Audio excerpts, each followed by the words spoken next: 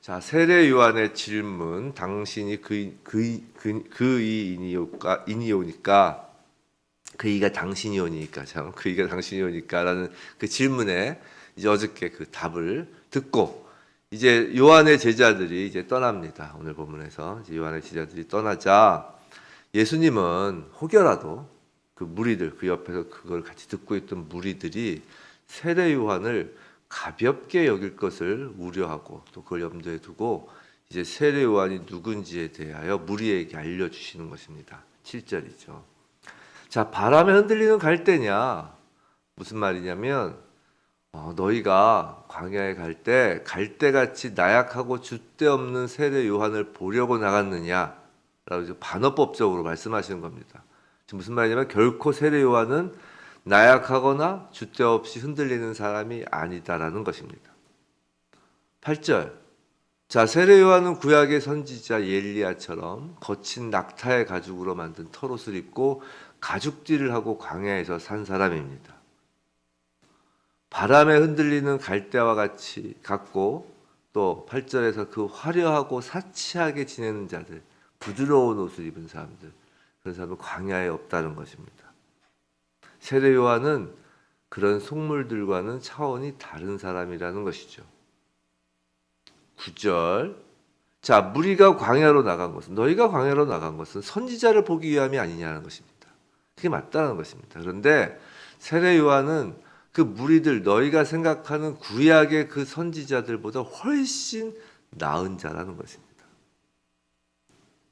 10절에서 이제 예수님은 말라기 3장 1절, 구약의 말라기 3장 1절 말씀을 인용하며 세례 요한을 성경에서 예언한 그 사람이라고 이제 가르쳐 줍니다.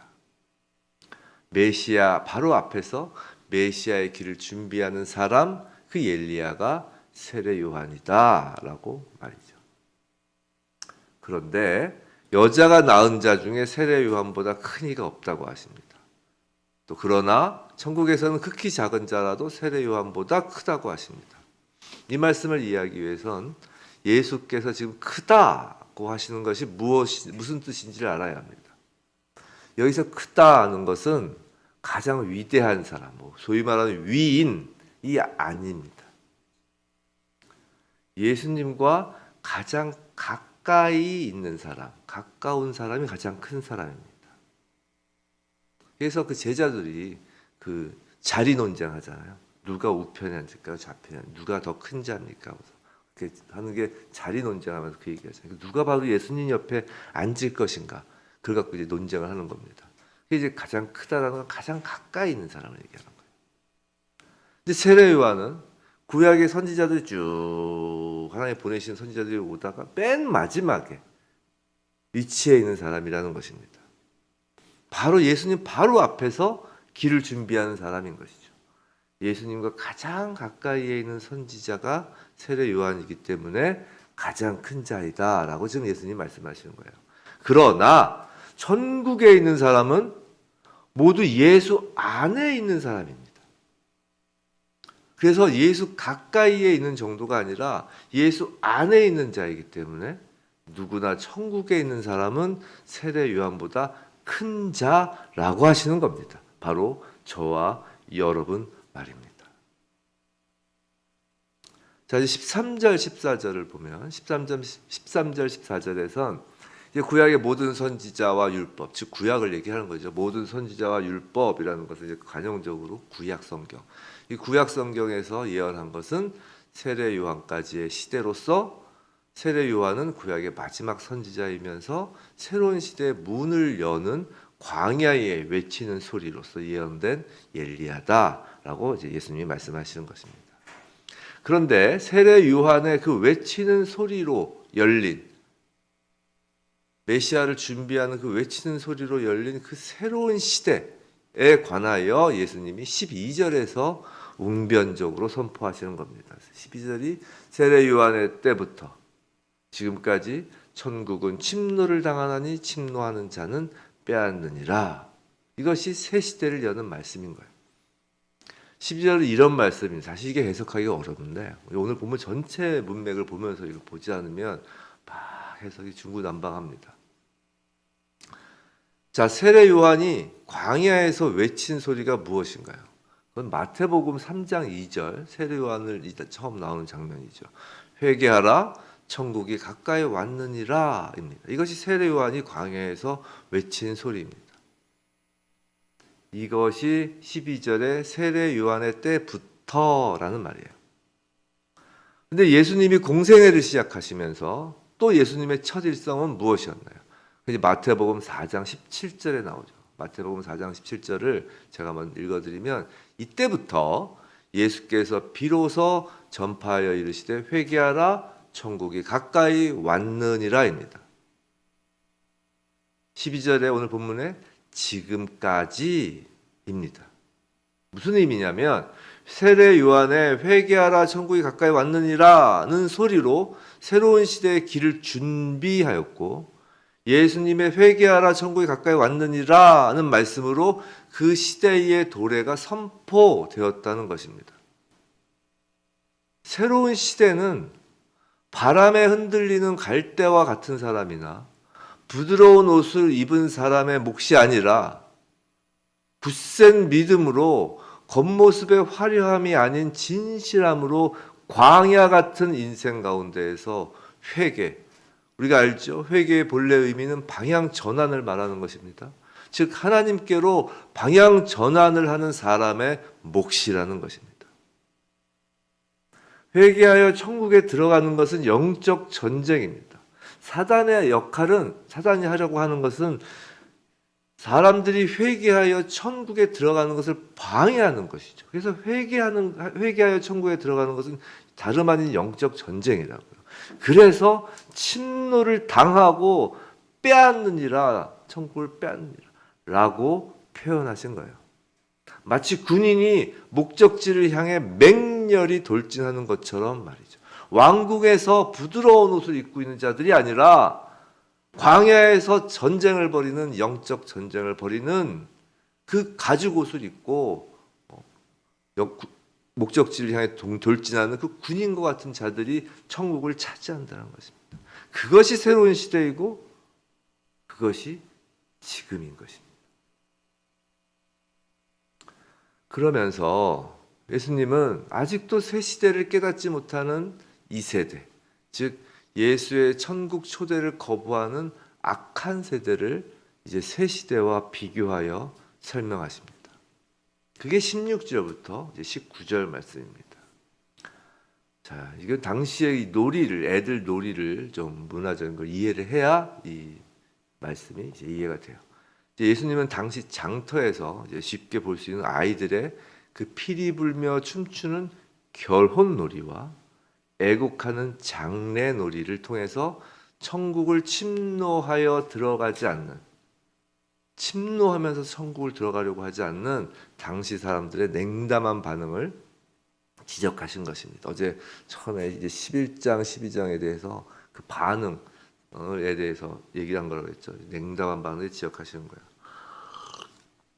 지금 아이들의 놀이는 이런 놀이입니다. 아이들끼리 모여서 자, 신랑 역할을 하고, 누구는 신부 역할을 하고, 누구는 뭐 피리 부는 사람, 누구는 춤추는 사람, 이제 하객 역할, 들러리 역할 등 역할을 분담한 다음에 서로 둥글게 서서 피리 소리에 맞춰 춤을 추는 것이 이제 결혼 놀이입니다. 또 어떤 아이들은 이제 장송곡을 부르고, 다른 아이들은 거기에 맞춰 가슴을 치며 통곡하는 그 역할을 하는 것이 이제 또 한편의 장례 놀이입니다. 이게 한편 결혼 놀이도 하고 장례 놀이도 하는 거예요. 근데 결혼 놀이와 장례 놀이를 하자고 하여도 거절하는 동무들이 있다는 것입니다. 서로 자기 마음대로 놀려고 고집하는 것입니다. 모든 놀이에는 룰이 있는 거 아니에요. 근데 거기서 꼭 뭐 결혼 놀이 하자 그럼 장례 놀이 하자고 그러고, 장례 놀이 하자고 결혼 놀이 하자고 하고, 꼭 반대로 이렇게 하는 사람도 있다는 것이죠. 아니면 가만히 그냥 참가를 안 하거나. 예수님은 이런 고집불통의 아이들에게서 이 시대 사람들의 모습을 보시고 비유하신 것입니다. 세례 요한은 광야에서 먹지도 않고 마시지도 아니하는 금욕적인 생활을 했습니다. 요한의 이런 삶은 이런 아이들의 장례놀이와 비슷한 것입니다. 이런 요한을 이 세대는 귀신 들렸다고 조롱한다는 것입니다. 반면 예수님은 세리와 죄인들의 친구가 되어 그들과 같이 식사하시고 포도주를 마시며 천국의 혼인잔치의 모습을 보여주셨습니다. 그런데 이런 예수님을 이 세대는 이번에는 탐식가, 술주정뱅이라고 비난하고 조롱했습니다. 세례 요한이 예수님의 길을 준비하고 천국에 이르는 길을 여신 예수님의 새 시대의 사역에 이렇게 냉담한 반응을 보이는 이 세대 사람들에 대해서 예수님은 지혜는 그 행한 일로 인하여 옳다함을 얻느니라 라는 말씀으로 이제 일침을 가하시는 겁니다. 이 세대 사람들이 아무리 하나님의 지혜를 거부한다 하더라도 하나님의 지혜는 요한의 그 삶과 메시지, 그리고 예수님의 삶과 메시지에 의해서 진리임이 입증된다는 것입니다. 오늘 하나님은 우리에게 물으시는 것입니다. 너희는 어느 시대의 사람이냐고 말입니다. 천국을 침노하는 세례 요한이 준비하고 예수님이 여시는 그 길, 천국을 향한 그 길을 걷고 있는지 아니면 나의 놀이에만 고집하고 있는지 말입니다. 나의 놀이를 포기하고 주님의 놀이에 응하고 있는지 말입니다. 예수님의 비유에 따라서 뭐 놀이라고 해서 좀 약간 죄송하긴 한데 그 비유에 따르면 그렇다는 거죠. 성도 여러분, 갈대와 같은 사람은 광야에 어울리지 않습니다. 부드러운 옷을 입은 사람은 왕궁에 있지 광야에 있을 리가 없습니다. 주님의 놀이는 광야에서 벌어지는 것입니다. 죄인이었던 우리가 가슴을 치며 애곡하며 장례를 치러야 합니다. 그리고 주님의 피리에 맞춰 주님의 친구들과 함께 천국 혼인잔치에 참여하는 것입니다.